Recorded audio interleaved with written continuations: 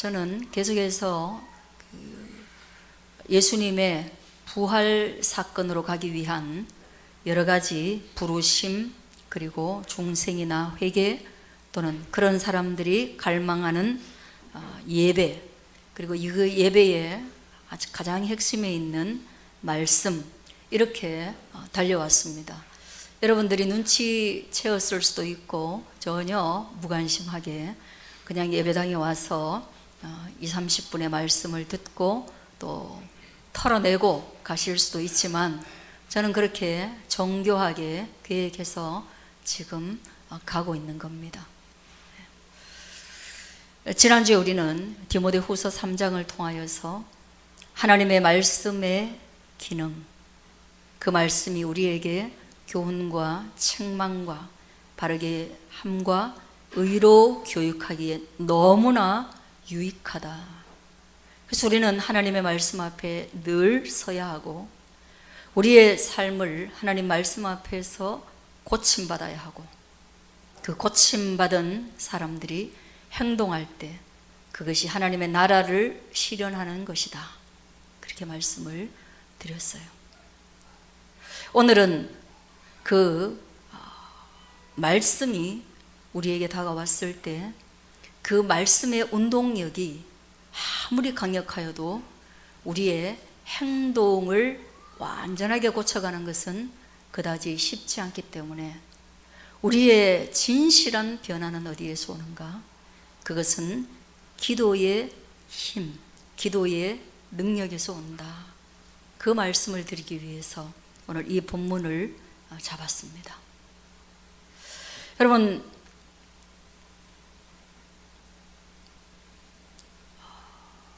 이번 주에는 우리가 국가적으로 아주 부끄럽고 또는 충격적이기도 하고, 어떤 이에게는 절망적이고 또 어떤 이에게는 오히려 희망적인 그런 또 하나의 탄핵 사건을 경험하게 되었습니다. 그리스도인이 정치에 관심을 가져야 하는 것은 당연한 일이겠고, 또 하나님의 나라는 정치와 무관하지도 않고, 또 우리는 나라가 발전해 갈수록 훨씬 더 정치에 좌우되는 삶의 정황을 맞게 됩니다. 그런데 문제는 성경에서 통치의 기간이라는 것이 길면 그것은 하나님의 축복이며, 또한 긴 시간 제대로 된 통치를 하는 사람들은 믿음에 근거한 사람들로 자주 등장합니다. 그래서 우리가 좋아하는 다윗도 솔로몬도 거의 통치 기간이 약 40년에 이르게 되지요.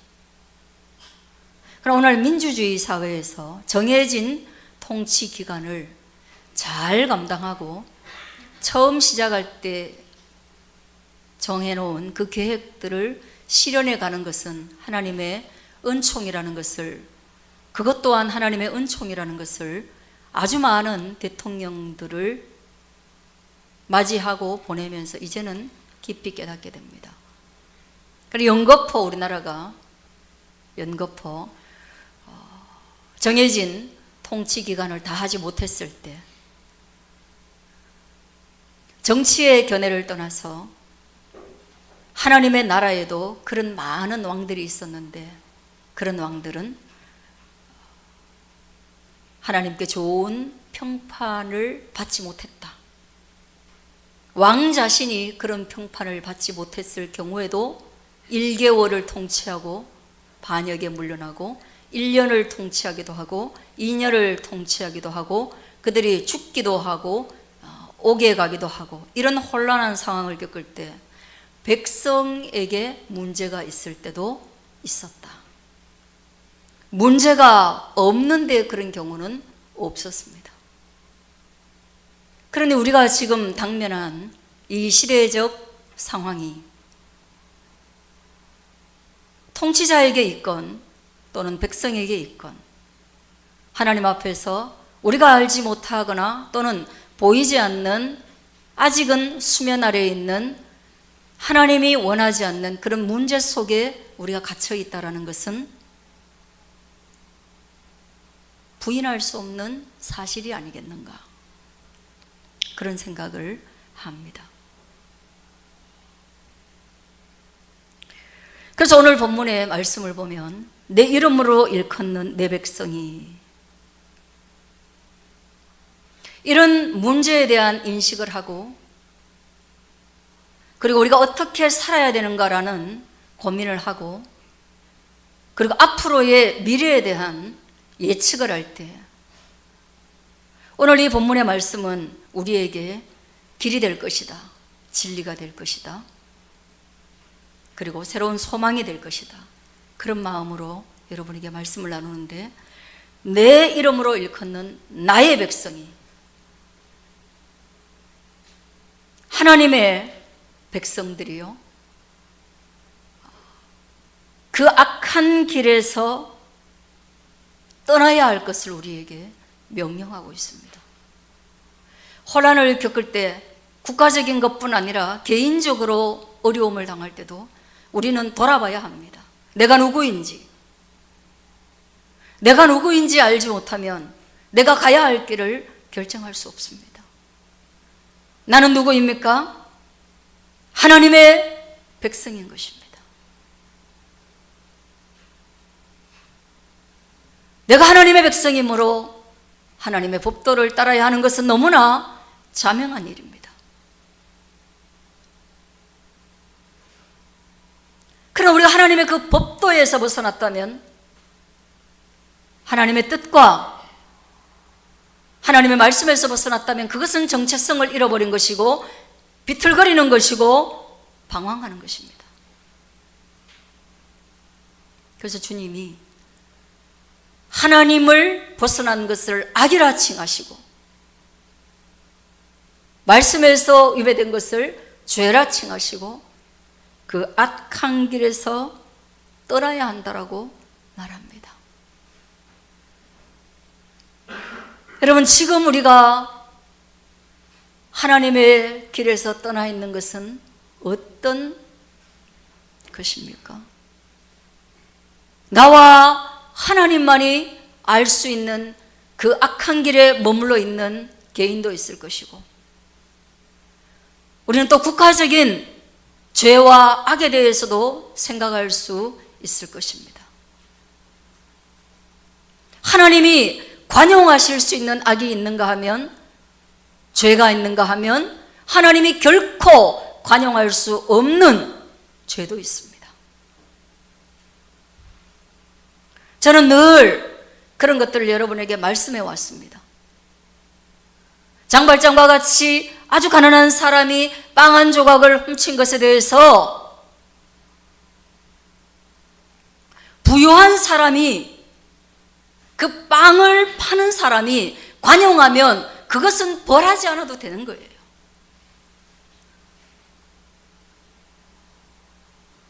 그러나 장발장이 내가 먹고 살지 못하기 때문에 먹고 사는 사람을 시기해서 그 빵집에 불을 지른다면 그것은 관용의 범위를 넘어서서 정말 기준을 오버하는 것입니다.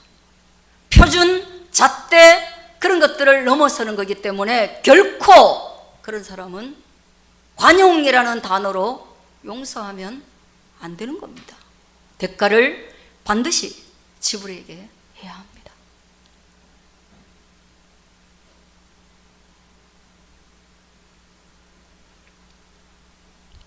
이 나라 이 민족이 수없이 많은 다양한 사람들로 구성되어져 있어서 수많은 갈등이 유발되고 있고,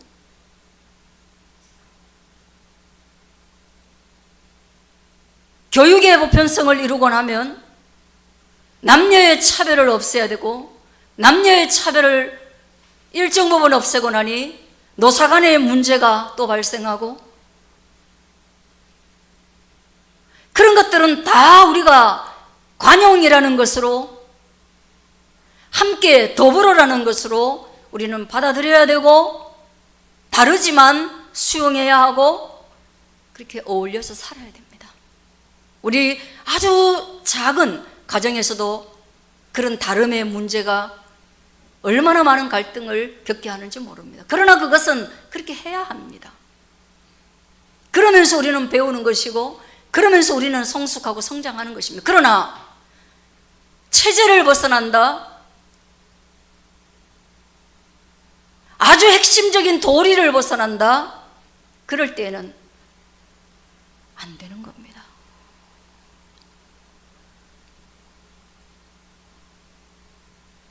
일본의 식민지가 되는 것까지는 우리가 용납할 수 있었지만, 식민지 안에서 신사참배를 해야 될 때는 수많은 목사님들이, 장로님들이, 일반 성도들이 피를 흘리고 죽어가면서 하나님의 나라의 말씀을 지키려고 체제의 싸움을 했던 것입니다. 여러분, 애굽에서 탈출할 때 하나님이 뭐라고 하셨는지 아십니까? 내 백성을 내놔라.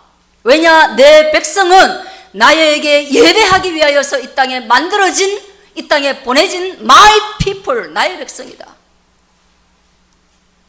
너희와 더불어 사는 것까지는 괜찮지만 하나님을 예배할 수 없다면 그건 용납할 수 없다. 그게 하나님의 뜻이었고, 그래서 하나님은 애굽에서 이스라엘 백성을 탈출시킨 겁니다.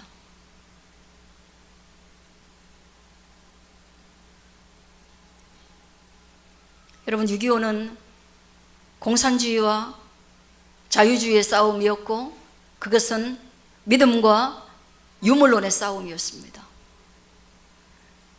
6.25 때 얼마나 많은 기독교인들이 학살을 당했는지 모릅니다. 이유는 하나님을 섬긴다는 이유고, 이유는 자유의 사상이고,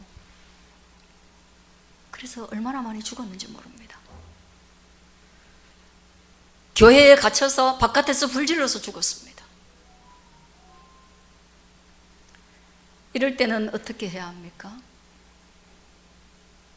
그때 우리의 선조들은 죽기를 다하고 싸웠습니다.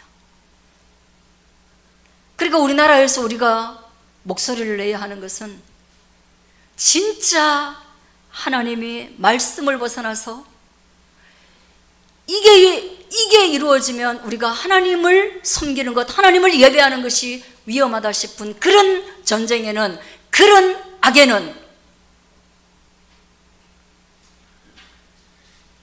목을 내놔야 되는 겁니다.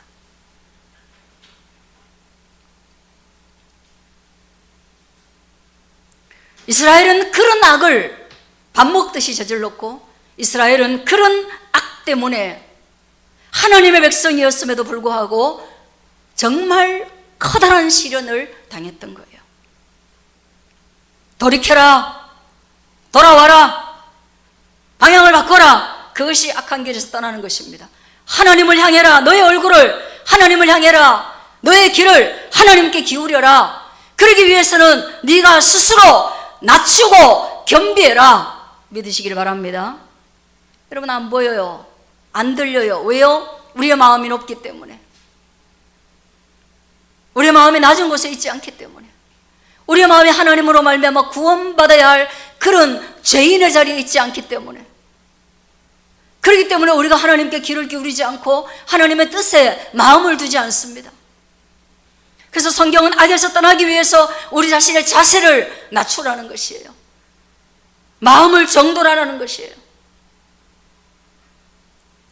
내 인생이 잘못되었을 수 있다라는 가정이 아니라, 내 인생이 지금 잘못된 방향으로 가고 있다라고 하나님께 와서 무릎을 꿇으라는 거예요. 그리고 난 뒤에 내 얼굴을 찾으면, 주님의 얼굴을 찾으면, 잃었던 그분의 얼굴을 찾으면, 그렇게 하면 주님이 하늘에서 듣고, 그때야 비로소 하나님이 하늘에서 듣고, 지금까지 들리지 않아서 듣지 않은 것들이 아니라 들림에도 불구하고 그 악에서 떠나지 아니하고 스스로 겸비치 아니함으로 하늘에서 내려다보고 계시다가 우리가 자세를 낮추어서 하나님의 얼굴을 찾을 때 그분이 비로소 하늘에서 듣고 우리의 죄를 사하신다고 말씀하신 것입니다. 할렐루야. 여러분, 우리 죄는 하나님이 사하시는 거예요. 하나님이 사해야, 하나님이 없다라고 말씀하셔야 이 나라가 오르게 가는 거예요. 죄는 하나님이 사하는 겁니다. 예수 그리스도의 십자가의 은혜가 사하는 것입니다.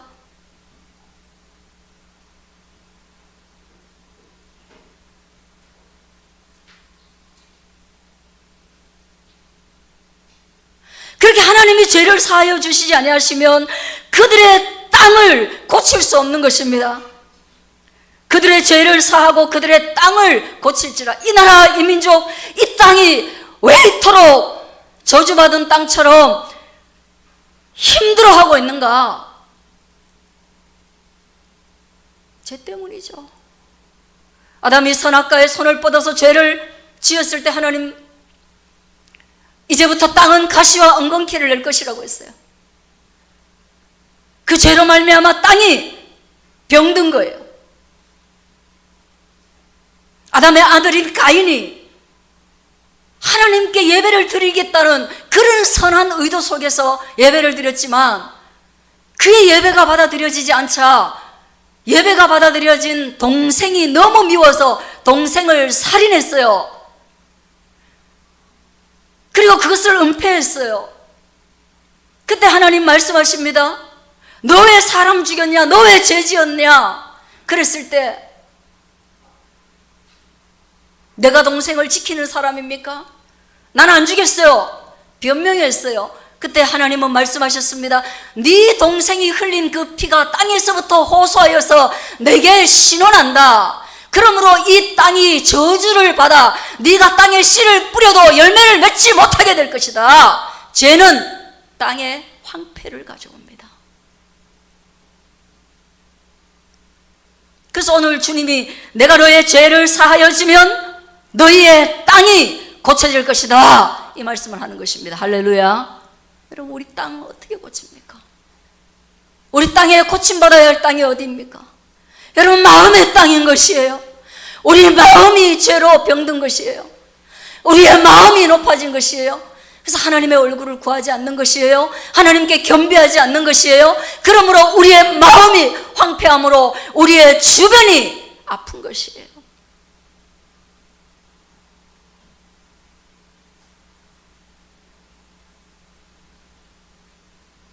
전 세계가 이렇게 하나님을 떠나려는 죄로 말미암아 얼마나 황폐함을 겪고 전쟁의 황폐함과 경제의 황폐함과 이로 인한 사람들의 소망을 잃어버리는 자살률과 한동안 얼마나 가난한 사람들에게, 아프리카에 먹을 것이 없는 사람들에게 전 세계가 힘을 다 쏟아서 얼마나 그들을 구원하고자 애를 썼던 것이, 그 시절이 얼마 지나지 않았어요. 여러분, 오늘날 여러분 사랑의 빵이라는 거 요즘 있습니까? 한때는요 모든 가게에 사랑의 빵이 있었어요. 국제 기아 대책기구 어디 가도 그 사랑의 빵이 있었어요. 잔돈도 넣고 큰돈도 넣고 뜨개질해서 보내고 물 보내고 약 보내고. 여러분 얼마나 관심이 있으십니까? 근데 인류가 지금은 뭐 때문에 싸웁니까? 미국은 중국을 관용했습니다. 잘 살 수 있는 길을 열었고 경제적으로 관용했습니다. 왜? 경제적으로 자본주의가 들어가면 자유가 찾아갈 줄 알았는데 결코 그것은 좋은 선택이 못 되었나 봅니다. 끝내 정치적으로는 그 체제를 버리지 않잖아요. 부자가 되고 체제가 공산주의가 되고, 그리고 그 체제를 전 세계 1대1로라는 것을 통해서 확산시키려고 할 때 이것을 막지 않을 사람이 어디 있습니까? 관용과 기본이 무너지는 것은 다르기 때문에 이제는 더 이상 가난한 자들에게 쏟아야 될 모든 힘을 지금은 뭐합니까? 체제전쟁인 거예요. 또 하나의 체제전쟁, 마약과 성에 관련된 거.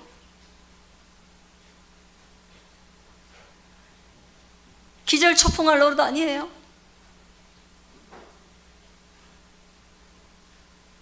한 번만 먹으면 그 중독성에서 벗어날 수 없는, 사람을 짐승으로 만드는 그 마약이 중국에서부터 멕시코로 들어가서 불법 이민자들이 장벽 없는 그 국경을 넘어서 미국 땅에 펼쳐지고, 미국이 그 땅이 황폐하여져 가고 있는데 누가 가만히 있겠어요? 우리나라에 어제야 아래에요, 강릉에 그 많은 양의 마약 밀수,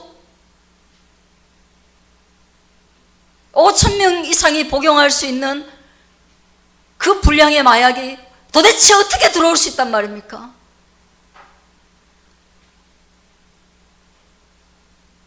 성적인 모든 것들이 흐트러지는 것. 여러분, 이제 우리는 조금 더 진지한 마음으로 우리가 가야 할 길을 좀 찾아야 할 거예요. 그렇게 우리의 땅이 돌이켜서, 믿음의 사람을 인하여서 돌이켜서 새로워질 때, 그때에 다시금 우리는 하나님의 은혜로 돌아가는 것입니다. 그래서 뒷부분은 말합니다. 이제 이곳에서 하는 기도에 내가 눈을 들고 귀를 기울이니. 어디에서 하는 것입니까? 이거 성전입니다. 하나님의 예배당입니다. 하나님의 교회입니다. 믿음의 사람들입니다. 예수 그리스도를 주로 고백하는 사람들의 기도에 내가 눈을 들고 귀를 기울이겠다. 할렐루야. 이건 하나님의 언약이에요. 하나님의 약속이에요. 예수님도 이 땅에 오셔서 말씀하셨어요. 내가 두세 사람이 나의 이름으로 기도하면 내가 그들 가운데 함께 있어서 그들의 기도를 듣고 응답하시겠다라고 말씀하신 거, 그것을 기억할 수 있게 되어지기를 바랍니다. 왜냐? 내가 이미 이 성전을 택하였고, 내가 여기를 택하였고, 내가 너를 택하였고, 내가 너를 지목하였고, 그리고 내가 너를 거룩하게 하였다. 내가 너를 다른 사람과 구별되게 하였다. 거룩이라는 건 차별을 두었다. 내가 너를 다르게 만들었다. 왜요?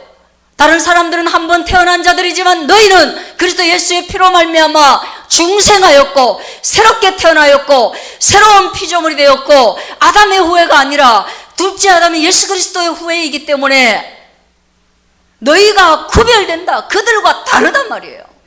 다르기 때문에 내가 너희의 기도를 듣기로 작정하였고 선택하였다.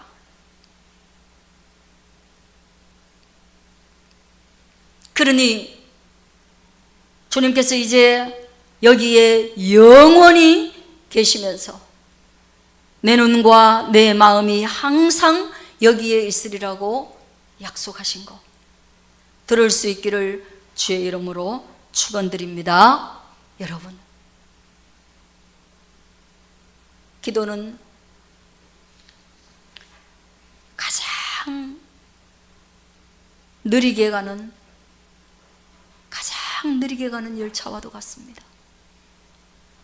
그런데 기도의 임팩트는 우리가 알지 못하는 하나님의 사용처가 있어서 가장 빠르게 도달하는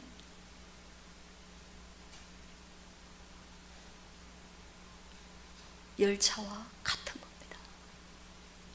그러므로 우리 다시 한번 겸비하고, 우리 삶을 겸비하고, 우리 마음을 겸비하고, 응답하시는